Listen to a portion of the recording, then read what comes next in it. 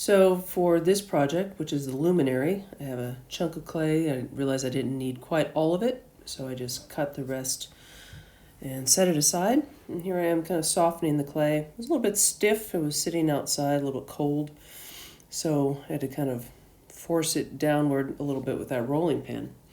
I'm working on a piece of wood here, and the wood, because it's dry, is not it's absorbing a lot of the moisture, so it's not really sticking. But nonetheless, I like to lift it up and kind of move it around a fair amount of times to make sure that it doesn't just stick to the table.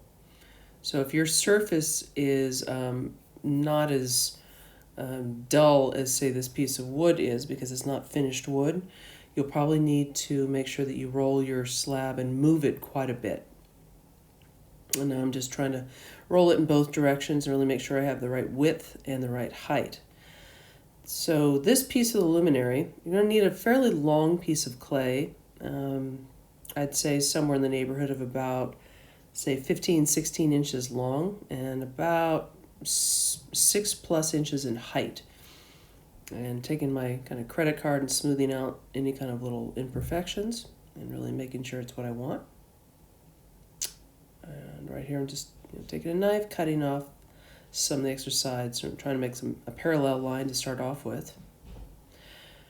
And you'll see here in a minute, I have a form that I'm going to work around. And it's this right here. I had a can. I like to save a lot of cans like that, and I'll wash them and clean up the sharp edges to make sure I have them. I use them as a kind of a mold, something to wrap the clay around. And here, as you can see here, I'm making sure that the clay is long enough that I can wrap around the can. However, the newspaper is so I can wrap the newspaper around the can. As you can see, I'm putting it on the edge of the bottom of the can, kind of rolling it pretty tight so it's snug. Any extra, tuck it right into the inside of that can. And that newspaper is going to allow you to roll it inside the clay without it sticking. So now that I know the size that I need, I'm just going to tuck it up and then, of course, score it and slip it, make sure that it sticks. And then kind of press it onto that edge to make sure I'm sealing that edge. And that seems to work usually pretty well. I roll it a couple more times. Also, notice here, where my finger is pointing, I'm pressing that down and it stretches the clay. And that allows me to pull the can out. And now you can see here I just pulled it right out. I'm going to get the bottom ready, so I had some little scraps of clay, of course, and I'm going to roll those out. Get them the same thickness. I'm going for about 1/4 inch to 3/8 inch thick on my clay. I don't want it too thick, but I certainly don't want it too thin, because I'm going to stretch this clay out even more when I'm barreling it and kind of making it look rounded. And you'll see that in just a moment. In the meantime, I've got to get my cylinder put together.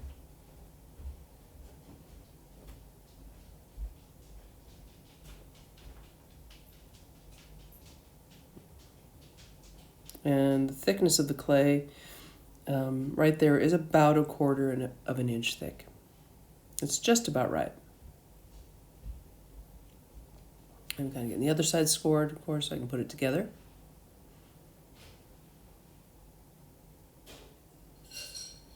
And sometimes I like kind of press down to really help seal that clay in.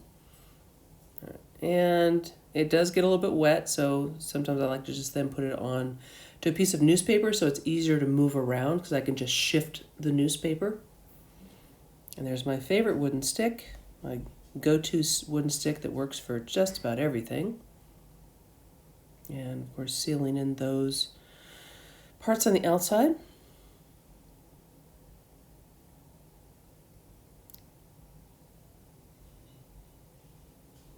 And the clay is very plastic at this point.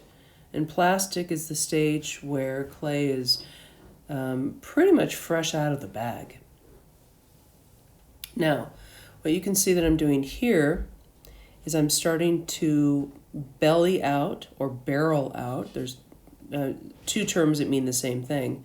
the clay. So what it's doing is I'm stretching it from the inside by kind of pushing my fingers outward right in about the middle or the belly of the piece. And it's going to create this nice rounded shape. And it's the same clay, but it will make it appear that much bigger simply because I am stretching that clay out.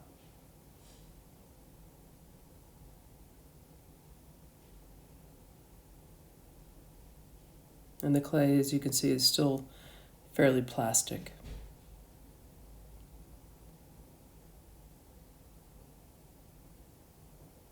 And sometimes you have to go through it and do it a few times to really make sure you get it nice and even.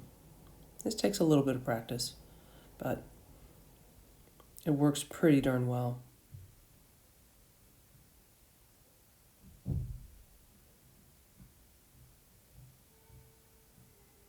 All right, so now I've let the clay sit for a little bit, and then this coil, of course, is to go on the inside of the piece, because the inside, now that I've stretched it, and of course I added the base to the cylinder, got to have that coil to help strengthen the sides.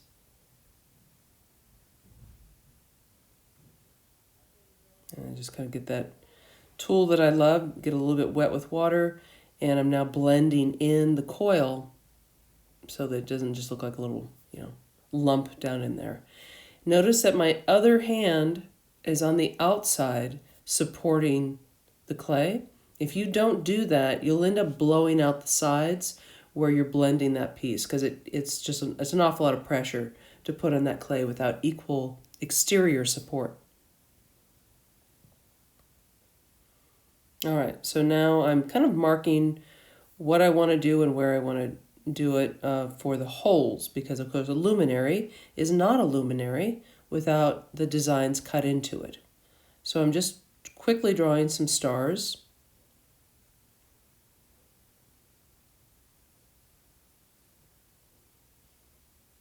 And just make sure they're placed where I want. Because the clay is so plastic, if I didn't like what I did, I can simply just rub it out with my fingers and I could just do it again.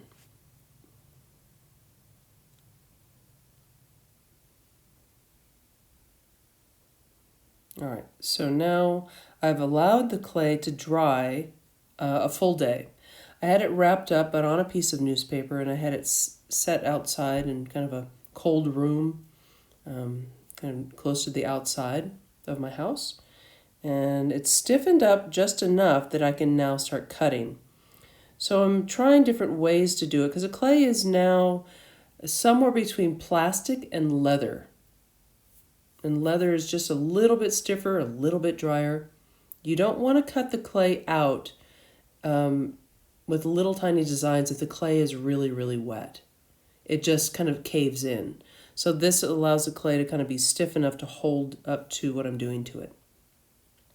And I'm doing a combination of my knife and a needle tool. So you'll need to find a small, sharp tool. And a small knife is really going to be probably the most helpful tool for you. Obviously, be careful. See if I'm putting my hands on the inside. And if you're using a very small, sharp knife, know where your fingers are, because you really don't need to stab yourself while you're cutting out your little designs.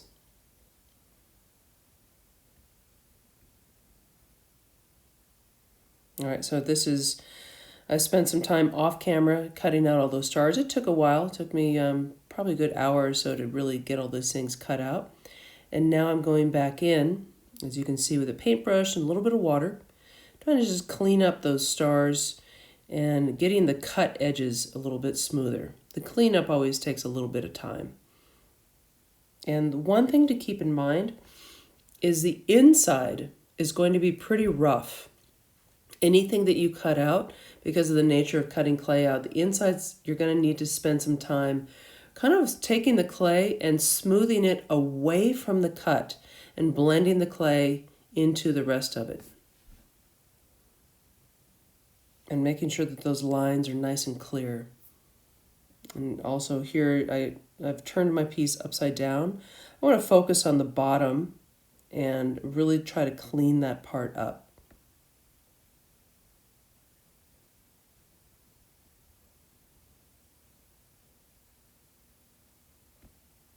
All right, so now I'm taking that same knife and I'm getting rid of some of that extra clay. So I have more of like a nice barrel shape. And that extra clay just kind of seemed like it was getting in the way. I notice that the clay is still very soft and malleable, but it's stiffened up enough that I can kind of more aggressively go in there and cut out the extra pieces that I didn't need.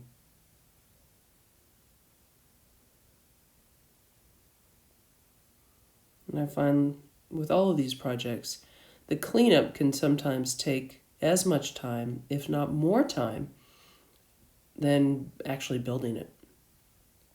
But that cleanup part is important. And one thing to keep in mind, since this is a functional object, double check wherever you cut it that the inside of your container is going to be just as smooth as the outside, because if you put your hand inside of where you cut the patterns and it's rough, it could actually cut your hand once the piece is fired. So you have to be very conscious of making sure that the inside and the outside are smooth and not going to cut you when you're using it.